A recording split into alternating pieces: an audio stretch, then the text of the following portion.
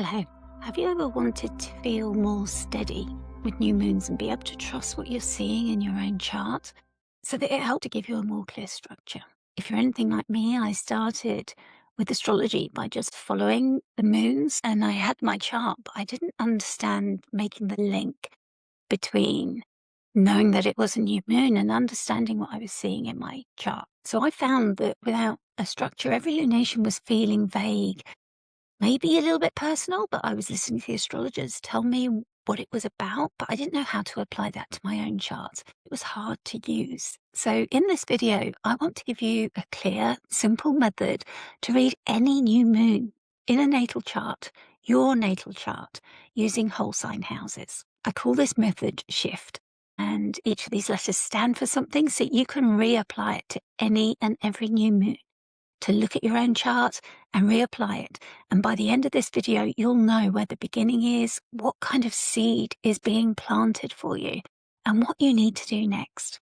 So I'm going to use the Pisces new moon as our example to walk through, because this is the new moon that's approaching as I'm recording this, so that this feels practical for you and not theoretical, but you can apply it to any new moon.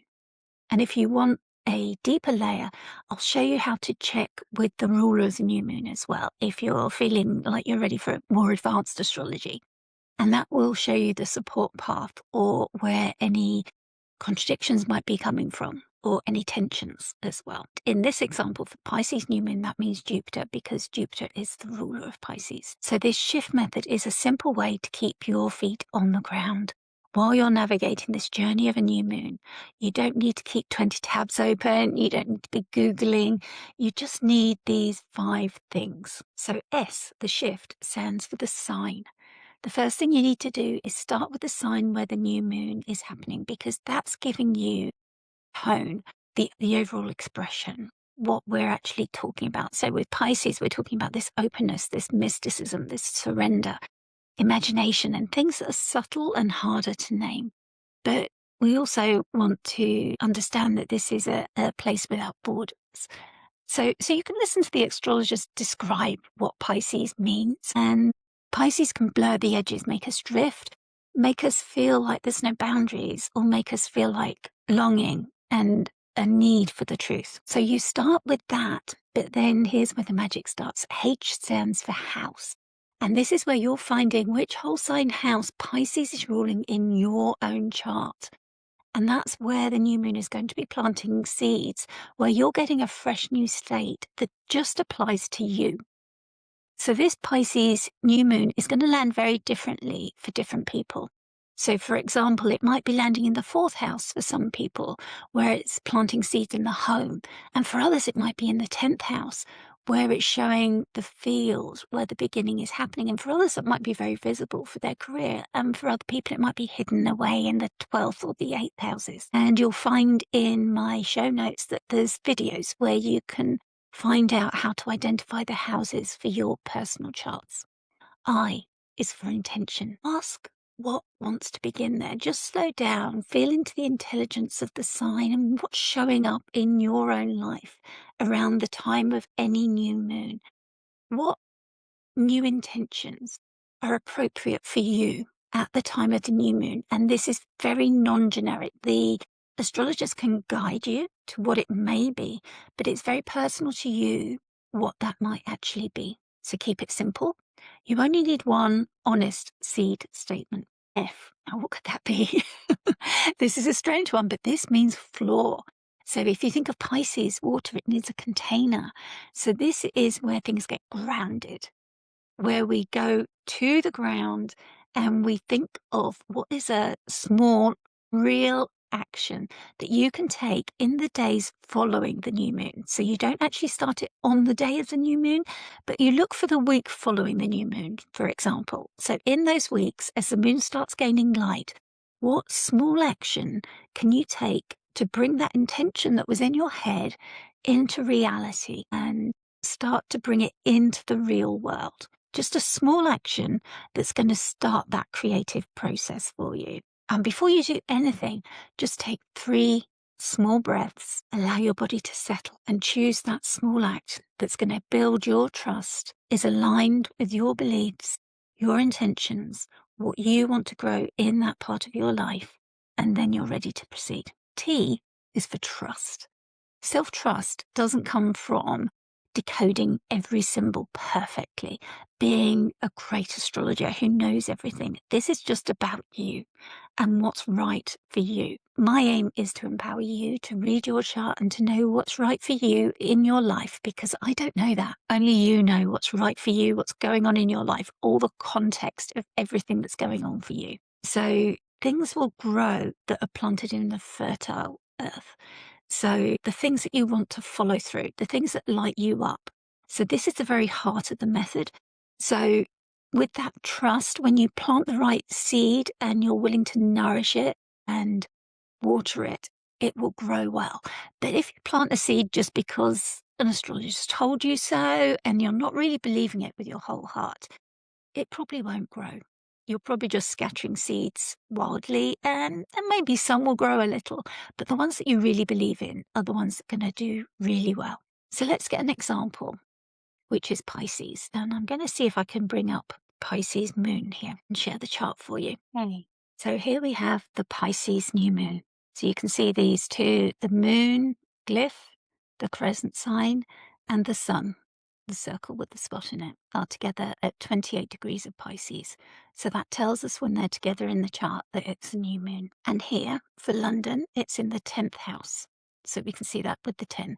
So we've got the houses numbered 1, 2, 3, 4, 5, and so on around the chart in these pieces, these segments of the chart that go up to 12. So we find number 10, and that's where Pisces is, and we see the Pisces glyph. Got a video in the show notes that does explain that more fully. Pisces is mutable water.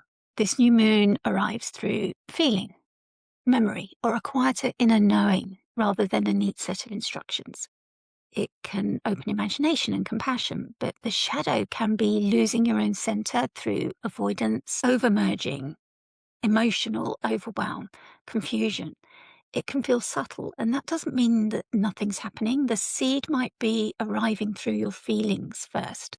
So if we look at 2 house examples, so if Pisces is in your 7th whole sign house, which is here, this house here, number 7, this new moon would be planting seeds in relationships, agreements, and the mirror of the other person.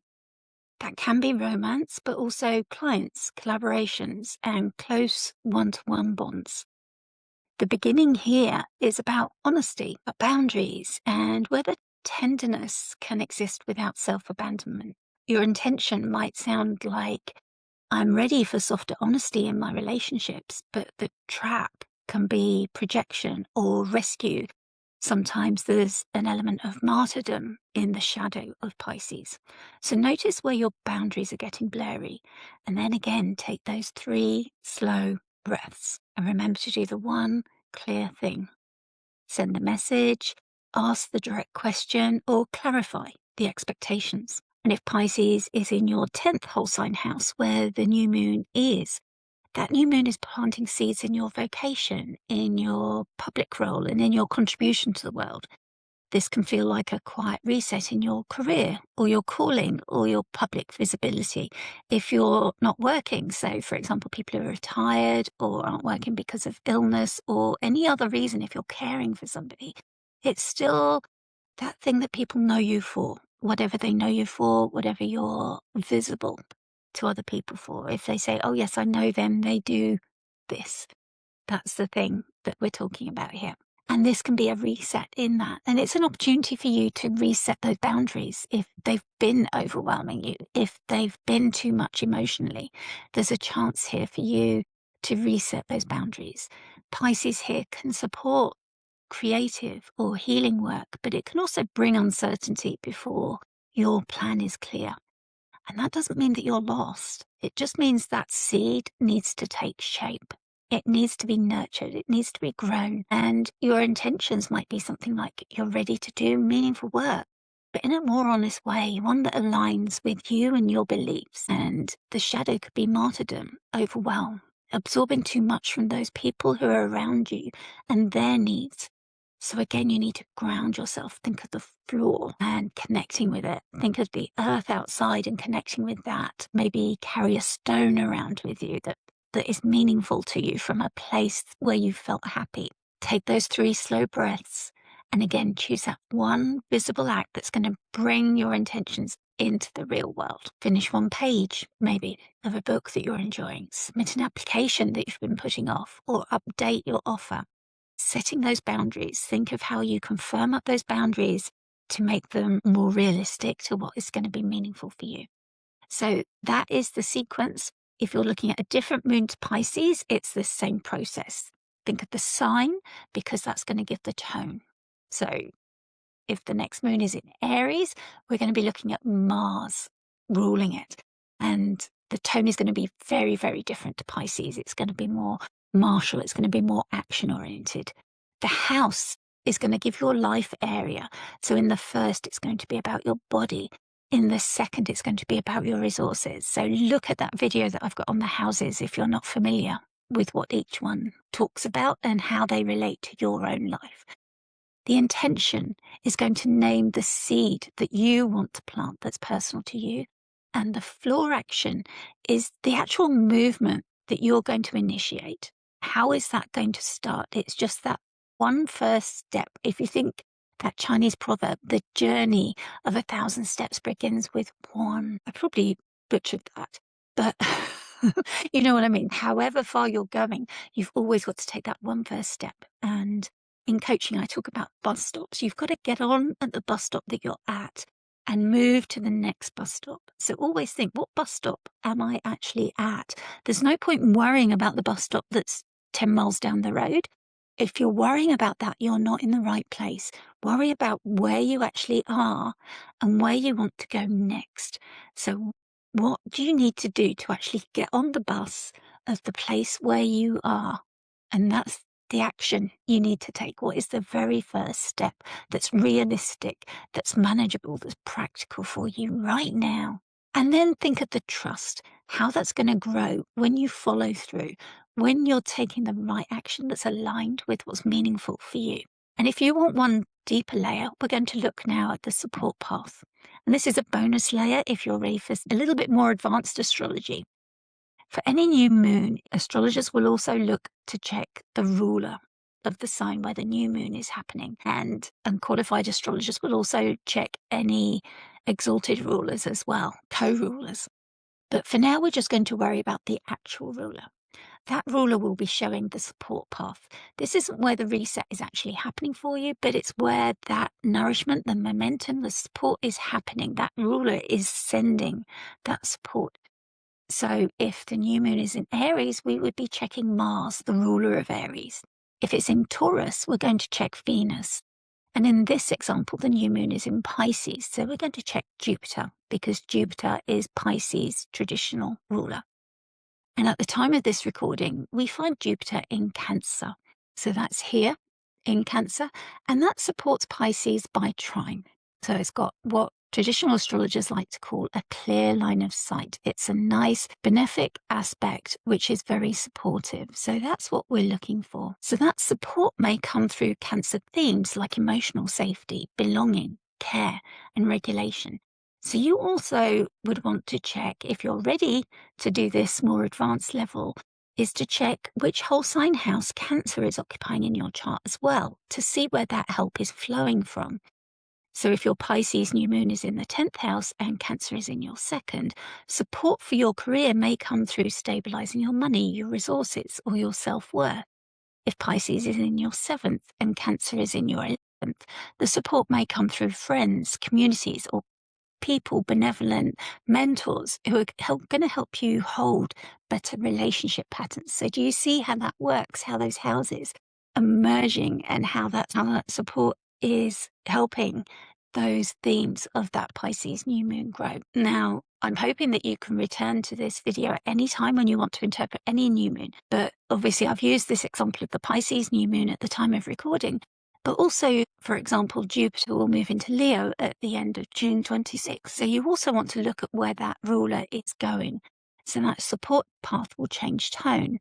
It's going to be a different chapter. So this new moon house will show where that reset is happening as well. The ruler's house shows where the help is coming from. So it's important to know if that ruler is going to be moving soon. and what new themes that's going to bring in as well. Because your intention is growing, but that ruler will move and different themes will be impacted. So, for the example that we used, if Cancer is your second house and the Pisces new moon is the 10th, Leo will then be your third house. So, that's going to bring themes of your neighborhood as well when it moves to Leo. So, as your intention grows, it's going to bring wider themes. So, for your next new moon, you also want to continue this practice and develop it and get used to doing this regularly for every new moon. So, find the sign, find the whole sign house, write one clear intention, and choose one simple floor action. And if you want the deeper layer, find the ruler of that new moon sign and the house it occupies. It's a lot, I know. If you want help, do let me know in the comments. Either way, your Pisces whole sign house is, and I can help you find where the ruler is if you're struggling with that. Always remember to take those 3 slow breaths. Maybe name the house out loud, that may help. And do one small act that brings it from the mind into the material world.